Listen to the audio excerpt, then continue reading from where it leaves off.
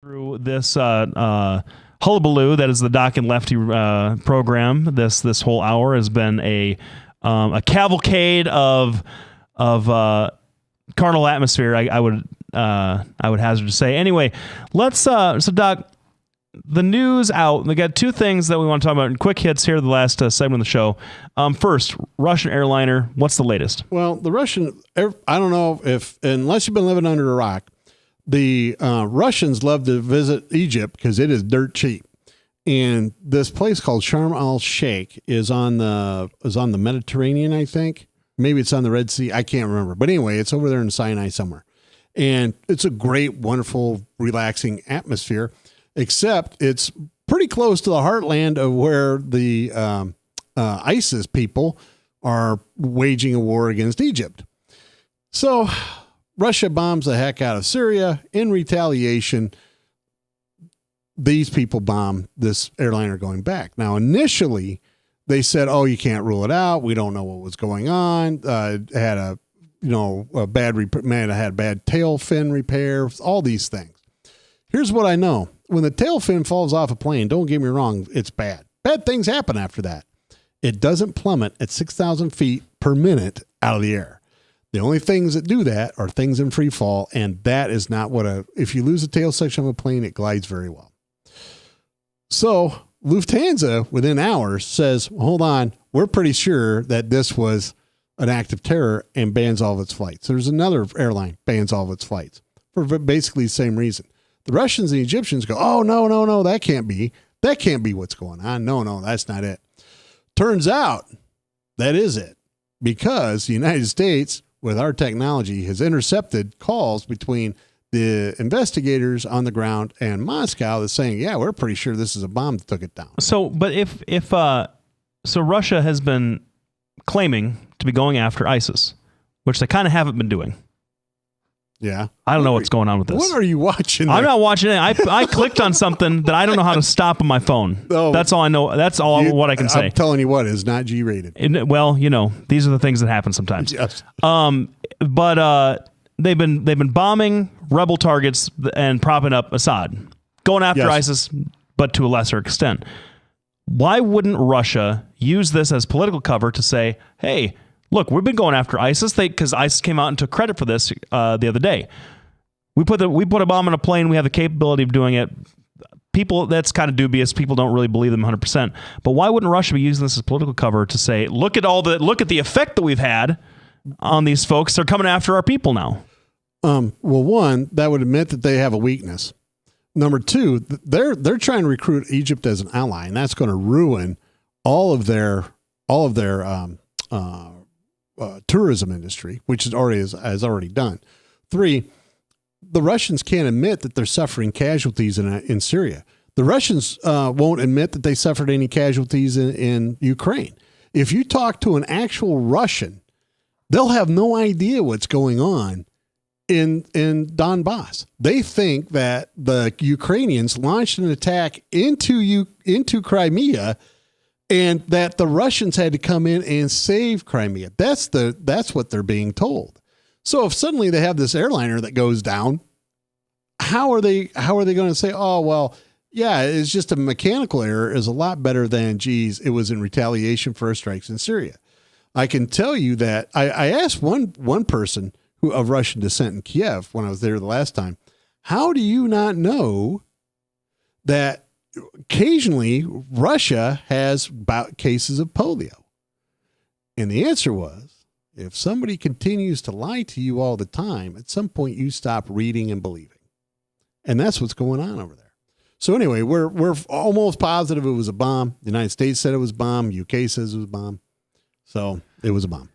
Well, that's encouraging news. And in other encouraging news, folks are burning pot in South Dakota. Yes. Native Americans burning their weed. So love it. Here's the situation. The Bureau of Land Management, I think.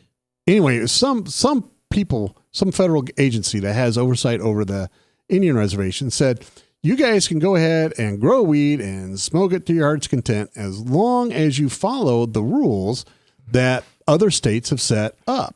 Mm-hmm. And so they went, great. And keep it on the reservations for the As long as you keep it on the reservation. Yep. So they went, great, we're going to buy it. We're going to grow a ton of weed, have all these non-natives come onto the reservation, smoke a ton of weed, and set up a marijuana resort is what it was called, I think. Yes. A marijuana. Sounds so great. Yeah. Especially after the week I had last week. Sound real good. Yes. Anyway, and I don't partake. I don't. So the problem is the people in South Dakota said, hold on, we don't have legalized marijuana, and therefore we think it's illegal. And everybody got together. And even though the feds didn't come straight out and say, we're going to raid you, they said having a raid on your facility is potentially there. That's what they said. They had there were some things about the report, and it seems like the destruction was sort of a premature kind of. The article that you linked to on Facebook about this, it read that this was sort of an overreaction from the tribe, but there were other issues involved. The sale to non-native folks that were coming in the reservation that South Dakota certainly had a problem with, or using the interstate roadways to go in and out of places in South Dakota, then that's a problem for that state. My home state, by the way, born in Sioux Falls, South Dakota. Still have family there. Also, that they had a problem with where the seeds were coming from different parts of the country. I don't know why that's necessarily a problem for them, but they didn't want that to be an issue, I guess. Well, I don't even know why using the interstate to get the reservations an issue. It'd be like me using Nebraska's interstate to go to Colorado so I can get high. Yeah, but you can't do. But that's the whole problem. you would get in huge federal trouble if you did that. That's the issue. And so if I drove from Iowa, hold on, let me clarify this then. If I drove from Iowa over Nebraska to Colorado, smoke weed in Colorado, and then turn around and come back home. No, if you transport it across. I'm not talking about transporting. That's what I'm talking about. Is that what you're saying? But if they grow it there. People going in and buying it and taking it with them. Yeah, but that wasn't part of the agreement. That wasn't part of what they were saying. They were saying everybody's going to be smoking it here. That's the danger. That's what the feds are saying. I think it's ridiculous. The federal government. It's racism. I don't know about that, but the federal government has had a complicated relationship, obviously, with Native Americans for a long time. Even though federal or reservation land is exempt from just about all federal legislation, I think most of it, actually, they're self-governing bodies for the most part. This controlled substance issue is complicated, and it is certainly something that we will follow. And you know what would solve the whole problem? Just making it legal. Legalize it. Yeah. Well, the other thing is, I'm just going to point this out. It's Obama's administration that is creating a problem that should not exist with Native Americans. If it was a white president, everybody would be screaming racism, and nobody isn't. And honest to goodness, that's what I think it is. Now, I don't care if he's white or if he's black or what color the president is.